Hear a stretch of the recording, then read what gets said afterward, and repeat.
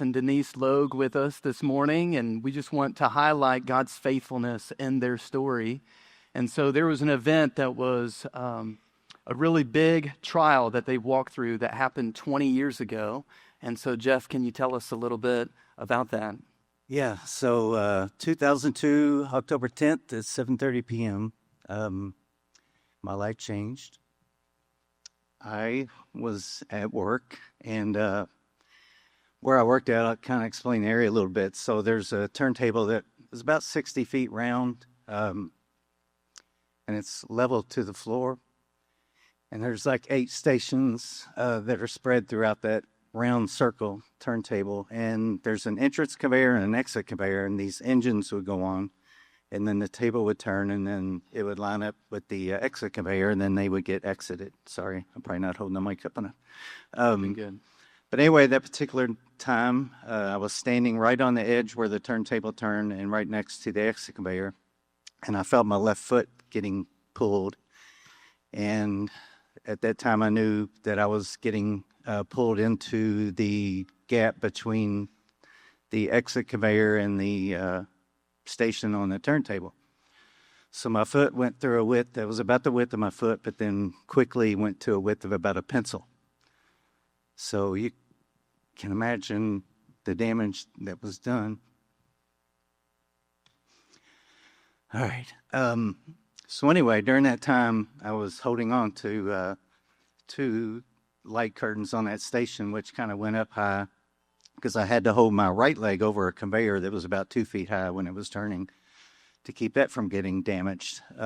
So the turntable stopped, and the conveyor was lined up with the station, and in between me was 3,500 pounds of engine and pallet.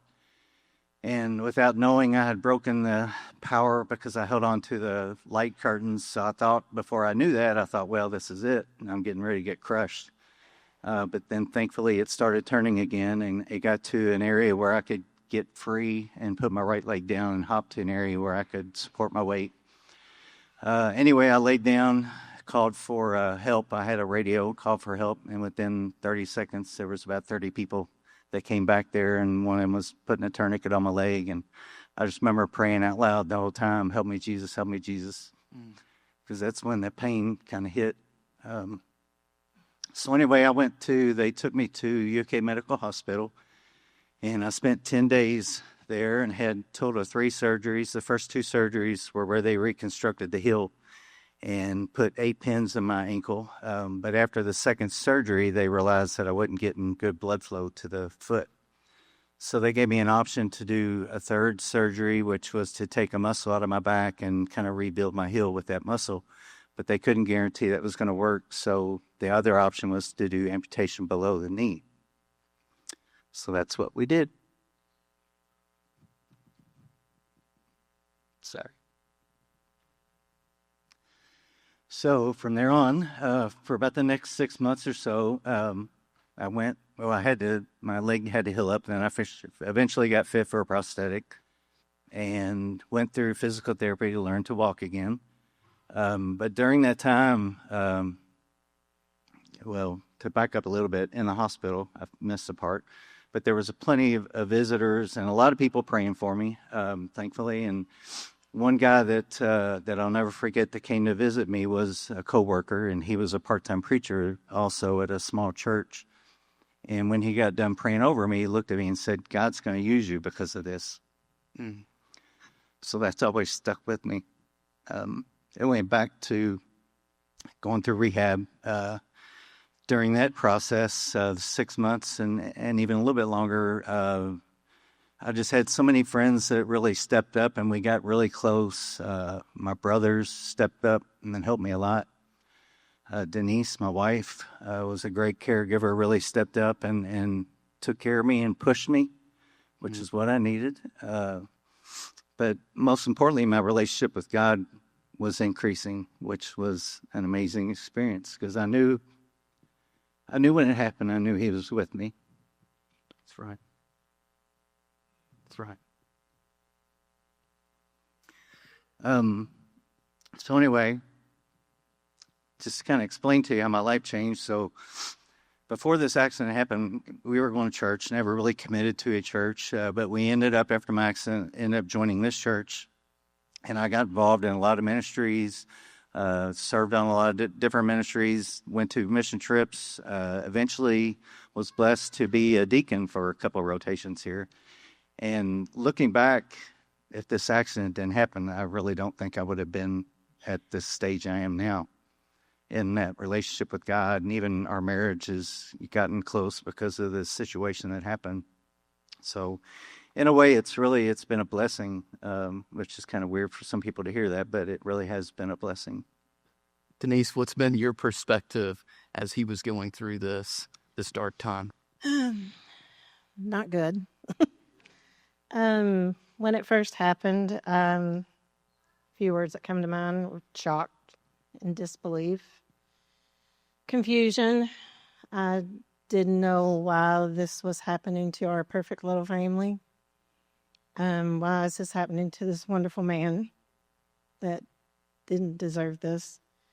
I pulled away from God because I was mad. And ashamed to say that, but it was the truth.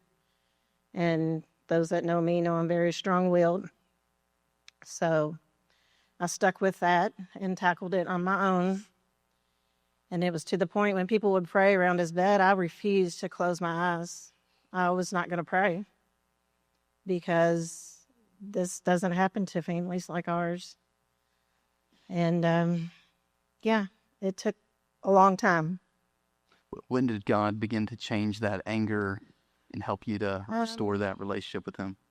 It was probably months or maybe a year later, I don't know, just going through the whole process with him and watching how he never gave up.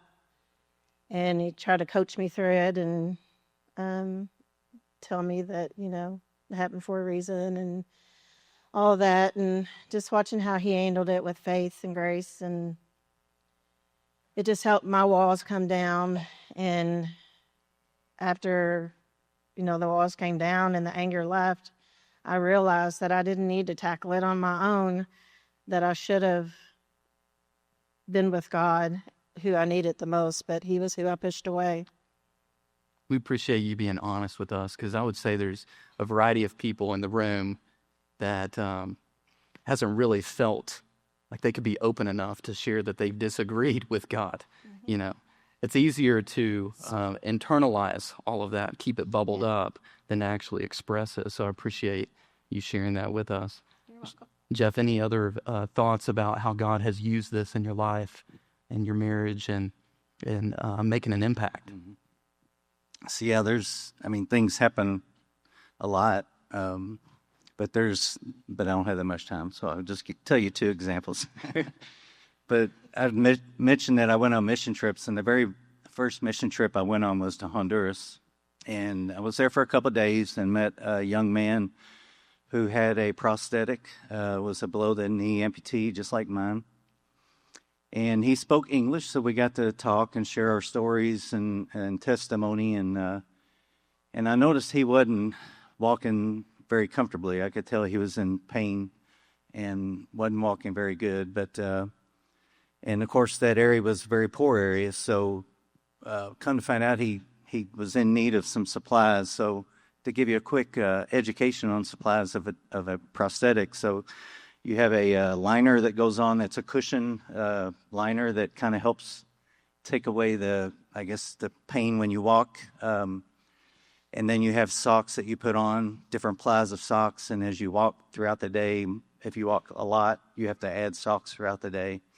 And then probably the most important thing, too, is a sleeve that goes on, and it goes over the prosthetic and goes up to my thigh. And that's really what keeps my prosthetic on. And if you get a hole in that, then it's kind of useless, and you can't walk well. When you do walk, you're going to sink down in your prosthetic, and it's going to cause pain. So anyway, I think that's what a lot of he was going through. Well, this is where God stepped in on this mission trip, because I really wasn't sure what I was getting into. I knew we were going to go swimming, so they said. So anyway, they didn't tell me, but I knew I had to bring a prosthetic that was made to go in the water. So I packed that along with extra supplies, extra sleeves, extra liners, extra socks. And when I knew that he needed, sorry, when I knew he needed all that stuff, I just gave him everything that I could. So anyway, that was just kind of crazy that I was put in that situation. That I didn't say, but how he lost his leg. He snuck in the United States and went to New York and got involved in drugs and alcohol, and he passed out on a railroad track. So that's how he lost his leg. So anyway, the other one quick story about another mission trip. We went to Rattlesnake Ridge with probably about 30 people, really more, I think. But we all broke up in different teams, and we went to different homes to work on different repairs that were needed.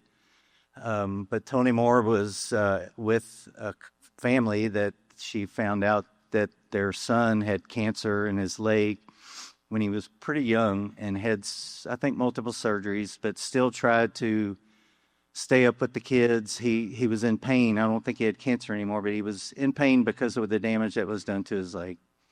Eventually, it got so bad that he decided to go ahead and have amputation done.